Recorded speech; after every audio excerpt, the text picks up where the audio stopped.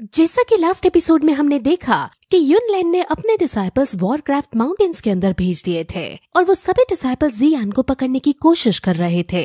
जियान अपने मास्टर के साथ था और वो उन सभी डिसाइपल से बचते हुए आगे भाग रहा था।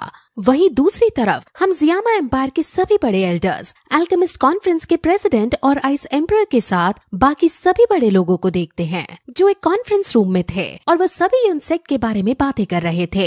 इस कॉन्फ्रेंस के अंदर सभी लोग जियान की मदद करना चाहते थे, लेकिन जियान की मदद करने का मतलब था कि वो लोग युनसेक्ट के खिलाफ जा रहे हैं। उनको अब पता है कि अब युनसेक्ट उनके खिलाफ युद्ध छेड़ने वाला है। असल में सभी जियान की ताकत को अच्छे से जानते थे कि वो कितना शक्तिशाली है, लेकिन युनशेन से मुकाबला करने के लिए उसे अभी भी और ज्यादा ताकतवर होना पड़ेगा। अब वो सभी युनशेन के बारे में बातें करते हैं, जिसमें आइस एम्परर कहता है कि युनशेन हमेशा से अपने नाम को और अपने सेक्ट के नाम को बचाने के लिए कुछ भी करता आया है। वो बहुत खतरनाक है और आगे चलकर भी वो कुछ न कुछ गलत काम जरूर करेगा। इसलिए अभी हमें सभी एम्पायर्स को एक करके युनसेक्ट के खिलाफ आवाज उठानी ही होगी। लेकिन आइस एम्परर की इस बात से उसके सबसे जिगरी दोस्त को ये बात सही नहीं लगती और वो कहते हैं कि कुछ भी डिसीजन लेने से पहले हमें एम्परर के बाकी एल्डर्स की राय जाननी चाहिए, क्योंकि ऐसा हो सकता है कि वो सभी युनसेक्ट से डरकर युनसेक्ट के खिलाफ बगावत करने के लिए राजी ना हो। अब आइस एम्परर और उनके बीच बहस हो जाती है और आइस एम्परर कहता है कि अगर हमने अभी भी कुछ ना किया तो युनसेक्ट इस एम्पायर को तबाह कर डालेगा। अब आइस एम्परर गुस्सा होकर वहाँ से सभी को छोड़कर चले जाते हैं और अब इस कॉन्फ्रेंस के अंदर भी दो पक्ष बन जाते हैं। कुछ लोग जियान की मदद करना चाहते थे और आइस एम्परर भी उनमें से एक थे, और कुछ लोग युनसेक्ट के खिलाफ दुश्मनी मोल नहीं लेना चाहते थे, इसलिए वो इस बात का विरोध कर रहे थे। वहीं हम जियान को देखते हैं जो आगे की तरफ भाग रहा था, क्योंकि उसके पीछे युनसेक्ट के डिसाइपल्स के साथ युनशेन के सबसे बड़े 3 एल्डर्स पड़े हुए थे। वो तीनों एल्डर्स बहुत शक्तिशाली थे, जिस वजह से वो जियान के ऑरा को महसूस कर पा रहे थे और वो जियान की लोकेशन का पता लगा पा रहे थे। अब जियान को कुछ न कुछ जल्दी से सोचना ही पड़ेगा, क्योंकि अगर वो सिर्फ ऐसे ही भागता रहा तो वो तीनों एल्डर्स जियान को पकड़ लेंगे। जियान अभी इस वक्त गामा एम्पायर में था और वो जल्द से जल्द यहाँ से बाहर निकलने लगता है। उसे अभी के लिए सिर्फ उन तीनों एल्डर्स से बचना था, क्योंकि वो 3 एल्डर्स ही जियान का ऑरा महसूस कर पा रहे थे। वो भाग ही रहा होता है कि तभी वो 3 एल्डर्स जियान के पास पहुंच जाते हैं और उनके पीछे पीछे युनसेक्ट के और डिसाइपल्स आ जाते हैं। वो डिसाइपल जियान पर हमला कर देते हैं और जियान भी अब उन पर काउंटर अटैक करता है और उन सभी को हरा देता है। इस फाइट में एक डिसाइपल मारा जाने वाला था, लेकिन एंड मौके पर खुद ही जियान उस डिसाइपल को बचा लेता है और उसे जीवन दान देकर आगे बढ़ने लगता है। लेकिन तभी वो डिसाइपल वहाँ अपने सभी साथियों को एक सिग्नल दे देता है, जिससे बाकी सभी साथी को ये पता चल जाता है कि जियान इस लोकेशन पर है। जियान को ये देखकर बहुत ज्यादा गुस्सा आता है, लेकिन अभी उसके पास गुस्सा करने का वक्त नहीं था, इसलिए वो वहाँ से जाने लगता है। अब युनसेक्ट के काफी सारे डिसाइपल्स और वो 3 एल्डर्स जियान के पीछे पड़ गए थे और अब जियान सिर्फ उनसे बचकर भाग रहा था। अब जियान भाग ही रहा था कि तभी वो नोटिस करता है कि उसके आसपास भाग रहे डिसाइपल्स रुक जाते हैं। जियान को कुछ समझ नहीं आता कि आखिर ये रुक क्यों गए हैं, लेकिन तभी फिर हम उन 3 एल्डर्स को देखते हैं जो जियान से आगे निकलकर उसका रास्ता रोक रहे थे। अब वो चारों तरफ से जियान को घेर लेते हैं, लेकिन अब भी वो जियान पर अटैक नहीं करते। जियान भी आगे नहीं बढ़ पा रहा होता और वो वहीं रुक जाता है।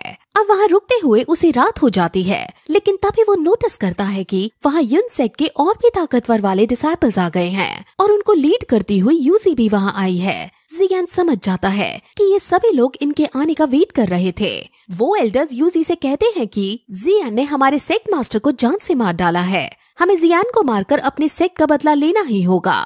यूजी ऐसा नहीं करना चाहती थी, क्योंकि वो जियान से काफी ज्यादा प्यार करती थी, इसलिए वो जियान को प्यार की नजरों से भी देखती है, लेकिन वो अपने सेक्स से विरोध नहीं कर सकती थी, इसलिए वो जियान के ऑरा को लोकेट करती है और फिर सभी डिसाइपल्स को जो उड़ने वाले मॉन्स्टर पर विराजमान थे उनको जियान को मारने का ऑर्डर दे देती है। अब सभी डिसाइपल्स जियान की तरफ भागने लगते हैं और अब जियान भी उनसे दूर भागने लगता है। जियान भी तेजी से आगे बढ़ रहा था और वो डिसाइपल्स को भी मारता हुआ जा रहा था। अब काफी लंबी चेसिंग के बाद जियान फाइनली उन सभी डिसाइपल्स से बचने में कामयाब हो जाता है और वो अब आगे बढ़ने लगता है। इसलिए अब युनसेक्ट के एल्डर्स खुद जियान को पकड़ने का डिसाइड करते हैं और वो तेजी से अब जियान के पीछे भागने लगते हैं। उनमें से एक एल्डर जियान के ऊपर लाइटनिंग स्ट्राइक का यूज करता है, लेकिन तभी जियान के टीचर उसे अपनी एनर्जी दे देते हैं, जिससे जियान की स्पीड और तेज हो जाती है और वो तेजी से आगे निकलने लगता है। अब ऐसा करने से उसके टीचर की एनर्जी ड्रेन हो जाती है, जिस वजह से जब जियान टीचर से बात करने की कोशिश करता है तो वो नहीं कर पाता। अब जियान को भी फिर गुस्सा आ जाता है और वो अब बहुत तेजी से आगे बढ़ता है और खाई के नीचे जाकर पहले क्वीन मेडुसा को अपने साथ वापस लेता है। वो एल्डर्स जियान को किसी भी कीमत पर पकड़ना चाहते हैं, क्योंकि वो खाली हाथ अब यून सेट के अंदर नहीं जा सकते हैं। वो अब जियान को भड़काने का डिसाइड करते हैं और जियान से कहते हैं कि जिस रात तुम्हारे पापा पर हमने अटैक किया था उस टाइम हम तीनों भी वहाँ मौजूद थे और हमने तुम्हारे पापा की मौत का खूब आनंद लिया था।